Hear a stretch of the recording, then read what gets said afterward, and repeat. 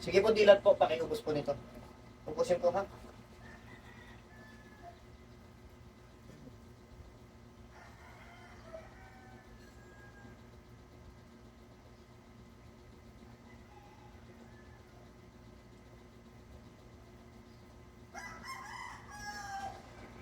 Ito po ang nangyari po dito kay ma'am na ah kaya po walang nakikita ang doktor dito. Kasi ibig sabihin, meron kasi siyang palipad hangin. Pero yung palipad hangin po niya, hindi gawa ng kulang. Kapag bad mouthing lang ng ibang tao po. Yung parang kina-force ka ng sa kapwa mo, pero hindi naman siya makukulam, hindi rin nagpapakulang. And, yung pananakit po ng tiyan niya is talagang nakuha ito sa lifestyle. Pwede sa pagkain, sa inumin, sa lifestyle po. Doon po yung nakukuha yung sakit ng tiyan niya. Ang problema, kung bakit hindi siya gumagaling sa doktor at bakit hindi makita ng doktor kasi nga may palipad hangin. Pero yung palipad hangin niya, hindi naman po yung dahilan kung bakit siya nagkaroon ng sakit. Kasi ulitin ko lang po, yung nakuha niya yung sakit ng tiyan na hindi nawawala, pwede sa pagkain o sa inumin po yan. Yung bad habit, yung mga unhealthy na kinakain. No? So, yan po yung naging problema niya. Baka kuminsan, yung pagmahina sa tubig, tapos hindi masustansya yung mga kinakain, yung mga nakakasira sa tiyan, o sa katawan ng tao, especially. Pagkadalasan kasi pagkaganto sakit po niya, ang nakikita kasi dito, yun, no?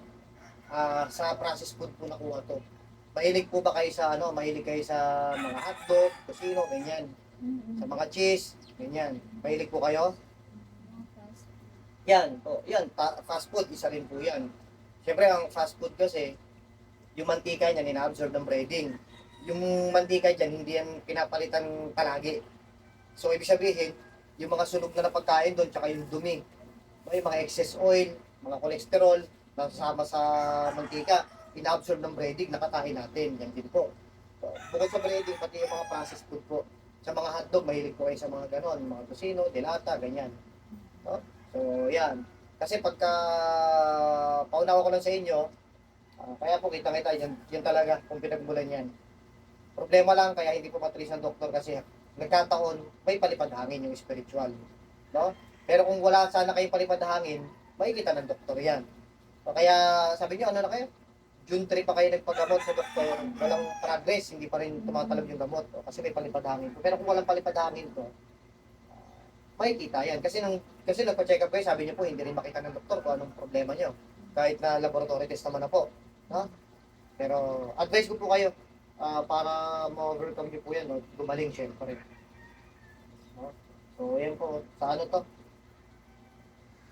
Ayun, no? May pamamaga nga po ng appendicitis to, oh. Yung sa appendix, oh. Namamaga. Hindi naman siya yung parang bubutok na pero namamaga po. Ha? Sa ultrasound, chinek up ko yung ganun, wala po nakikita kahit ano. Puro negative lahat. Pero sabi niyo po, simula June 3, hindi nawawala sakit ng tiyan niyo, imposible naman po yun. Pero sa awa ng Diyos, wala pong kulang, ha? Nagkataon lang, natabunan ng spiritual.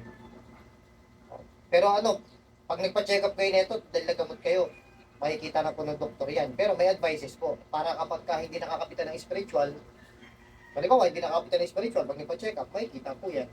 Pero ang problema, kapag napapatungan kasi ng spiritual, hindi nakikita ng doktor.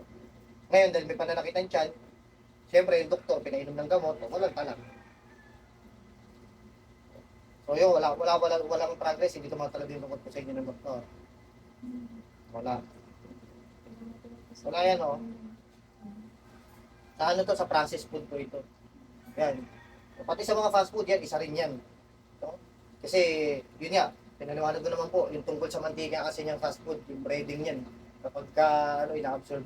Tsaka, hindi palagi, syempre, hindi naman palaging maya palit ng oil yan eh. Pagkas, sa dami ng niluluto dyan, ina-absorb. Unless kung nagkataon, yung bagong palit, yun yung unang luto sa'yo, okay yun. Hindi naman palaging ganun eh. Minsanan lang po talaga magpalit yan, yung matotohanan. Kaya problem dyan, ang problema sa mga fast food po, yung ina-absorb ng protein. Pero advice ko po kayo para magumaling po yan, ha? May ano po yan, may